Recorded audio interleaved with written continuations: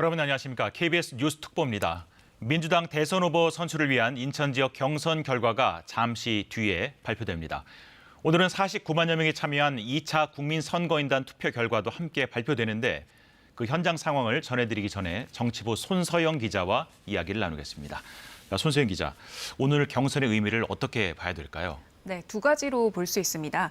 먼저 지금까지 치러진 경선에서 광주, 전남을 제외하고는 이재명 후보가 모두 과반 득표를 하면서 1위를 했거든요. 네.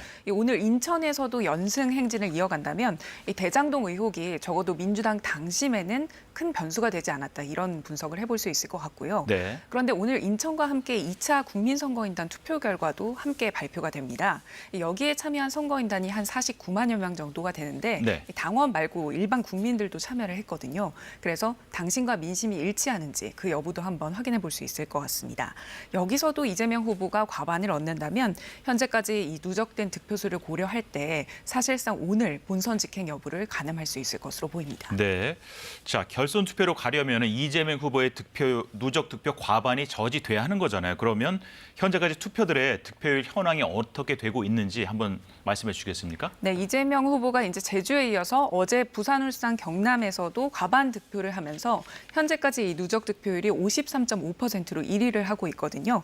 2위 이낙연 후보가 34.6%인데 이 두 후보 간의 격차가 한 18%포인트 정도 납니다. 네. 이 표차로 좀 보면은 이재명 후보가 지금까지 얻은 표가 한 36만 표 정도가 되고요. 네. 그리고 2위 이낙연 후보가 한 23만 표, 그러니까 두 후보 간에 약 13만 표 정도 차이가 납니다.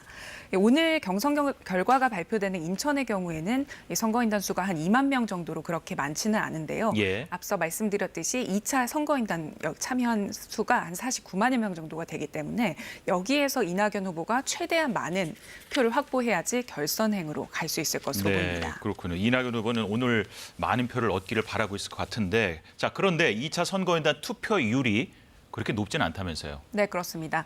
1차 선거인단의 경우에는 최종 투표율이 한 77%까지 열기가 굉장히 뜨거웠거든요. 네. 그런데 오늘 같은 경우에는 온라인 투표율 한 49%대에 머물렀고요. 그래서 뭐 이 표심이 어디로 갈지는 모르겠습니다만 네, 한번 지켜봐야 할 것 같습니다. 그럼 이상민 선관위원장이 올라왔습니다, 연단으로. 네, 이제 투표를 마쳤고요. 이제 내용을 전달받는 대로 바로 개표에 들어갈 것 같습니다. 개표 결과 발표에 들어갈 것 같습니다. 그렇군요. 자, 이동하는 동안에 안내를 좀 해드리겠습니다. 지금 장례를 좀 정리하고 잠시 후에 이제 뭐 발표를 하겠죠? 네, 후보들이 이제 연단에 올라가서 아마 좌석에 앉을 것으로 보이고요. 이제 이상민 위원장이 오늘 인천 결과 그리고 2차 선거인단 투표 결과 그리고 누적 득표율까지 함께 발표를 할 것으로 보입니다. 네, 그러면 뭐 발표하기 전까지 네. 남은 민주당 일정이 뭐 어떻게 되고 있는지 네. 간략하게 정리해 주시겠어요? 네, 일단 오늘까지 하면은 정말 9분 능선 넘었다고 할 수 있습니다. 이제 9일에는 경기 경선이 있고요. 10일에는 네. 서울 경선 이렇게 두 번을 남겨놓은 상태입니다. 마지막 서울 경선에서는 3차 국민선거인단 투표 결과까지 함께 발표가 되는데요. 서울과 경기의 경우에 권리당원 수 전국에서 제일 예, 많습니다. 그렇죠. 30만 명 정도 되거든요. 그런데 이제 이 수도권의 경우에는 현재 경기지사를 하고 있는 이재명 후보에게 좀 상대적으로 유리한 지역이기 그렇겠네요. 때문에 2위 추격하는 이낙연 후보가 이제 여기에서만 표를 얻어서 결선으로 가겠다 이렇게 하기에는 조금 부담스러운 측면이 있습니다. 네. 그래서 일단 오늘 2차 투표에 사활을 건 상황입니다. 네. 자, 지금 결과지가 넘어왔습니다. 네, 곧 발표할 것으로 보입니다. 네, 예, 이제 이성만 발표를 하실 것 같습니다. 네. 개표위원님 그리고 참관인 관계자 여러분 노고 많으셨습니다. 그리고 민병덕, 이정근 선거 인사말을 선관위원께서도 장내에 자리에 함께하고 있는 계십니다. 분들에게 하고 있고 그러면 잠시 후에 발표가 될 것 발표하도록 같은데요. 하겠습니다. 네. 오랫동안 기다려 주셔서 감사드립니다. 그러면 먼저 인천 지역 선거인단 수, 투표자 수, 투표율을 말씀드리겠습니다. 선거인단 수 22,818명, 투표자 수 14,477명, 투표율 63.45%입니다. 다음은 인천 지역 전국대의원 투표 결과입니다.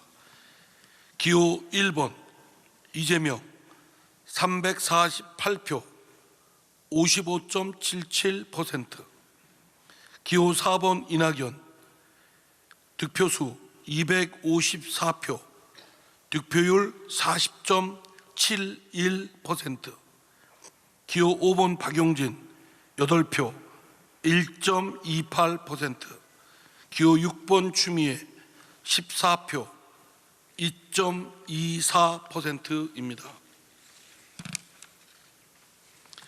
다음은 인천지역 권리당원 투표 결과입니다. 기호 1번 이재명 7,449표, 득표율 53.79%, 기호 4번 이낙연 4,876표, 득표율 35.21%, 기호 5번 박용진 196표, 득표율 1.42%, 기호 6번 추미애 1,327표, 9.58%. 다음 인천지역 유선전화 신청 선거인 투표 결과입니다. 기호 1번 이재명 3표, 득표율 60%, 기호 4번 이낙연 2표, 득표율 40%, 박용진 추미애 후보는 0표입니다.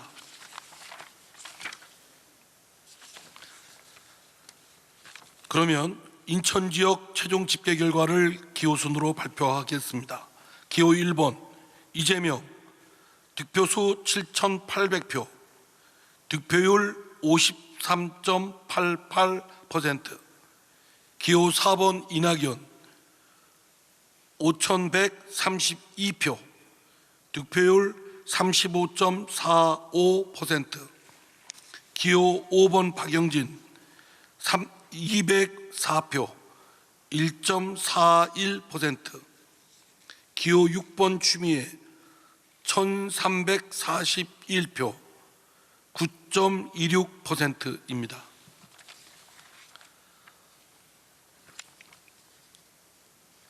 다음은 2차 국민 일반당원 선거인단 투표 결과를 말씀드리겠습니다.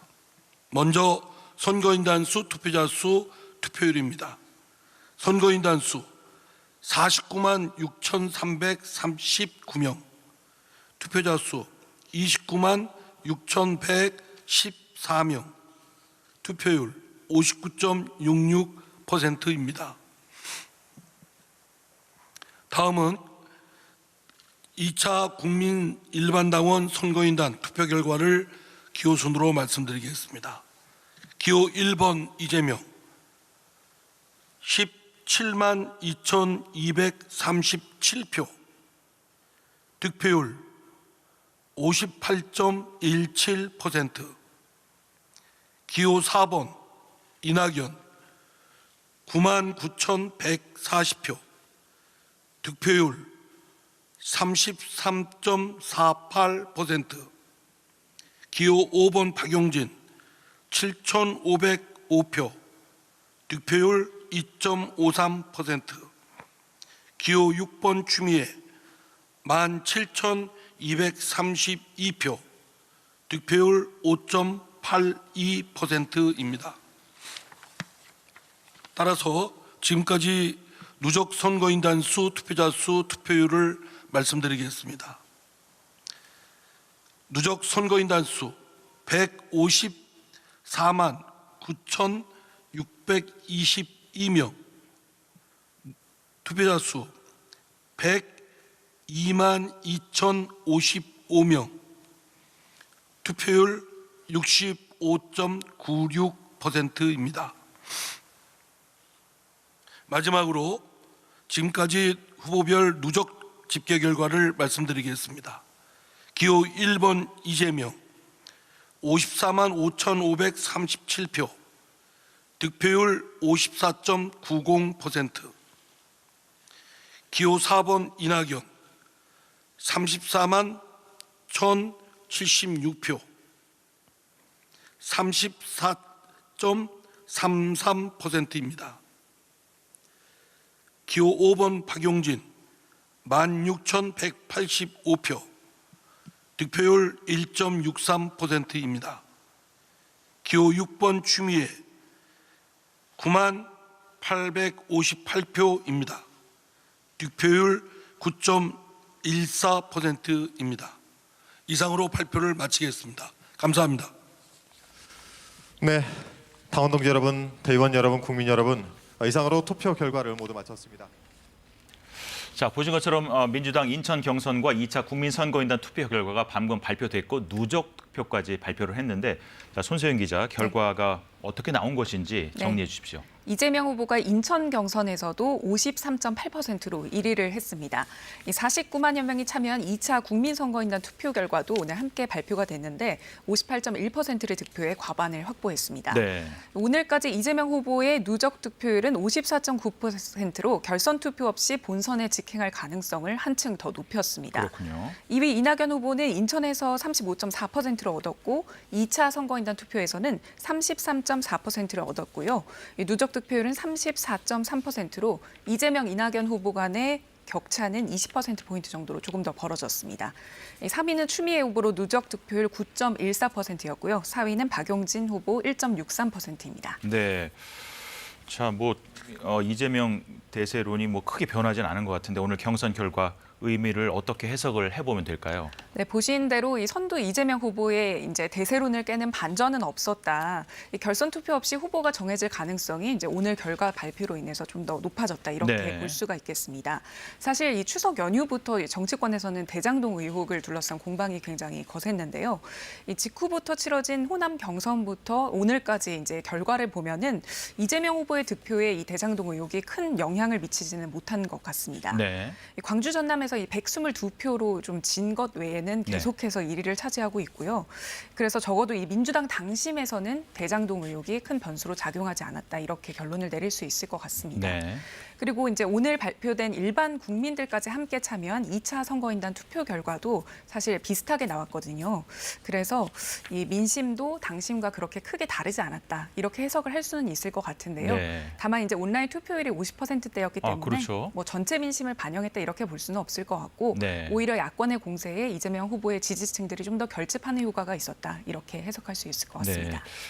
아까도 잠시 전해 주셨었는데 앞으로 남은 민주당 순회 경선 일정 이제 정말 후반으로 가고 있는데 어떻게 되는지 정리를 부탁드리겠습니다. 네, 오늘 지나면 구분응선 정말 넘는 것입니다. 이제 2번 남았습니다. 10월 9일의 경기, 10일 서울 순회 경선 이렇게 2번 남았고요. 네. 마지막 서울 경선에서 3차 국민선거인단 투표 결과까지 함께 발표를 하면서 마무리하게 됩니다. 이 서울과 경기 권리당원 수 합치면 30만 명 정도로 전국에서 가장 많거든요. 예. 그래서 한번 표심을 또 확인해 볼 필요는 있을 것 같습니다. 다만 수도권의 경우에는 현재 경기지사 하고 있는 이재명 후보 아무래도 상대적으로 유리하기 때문에 이제 추격하는 이낙연 후보가 여기에서 뭔가 반전을 하기에는 조금 부담스러운 측면이 있다 이렇게 볼 수 있을 것 같습니다. 네. 이 3차 선거인단의 경우에는 30만 명 정도 현재 모집이 됐는데요. 이제 아무래도 마지막 투표인 만큼 투표율이 1차만큼 높아질 수 있을지는 좀 지켜봐야 할 것 같습니다. 네, 정치부 손소영 기자와 정리해봤습니다. 감사합니다. 자, 지금까지 더불어민주당 대선 경선 후보 선출을 위한 인천 지역과 2차 국민선거인단 투표 결과를 전해드렸습니다. 이상으로 뉴스 특보를 마칩니다. 고맙습니다.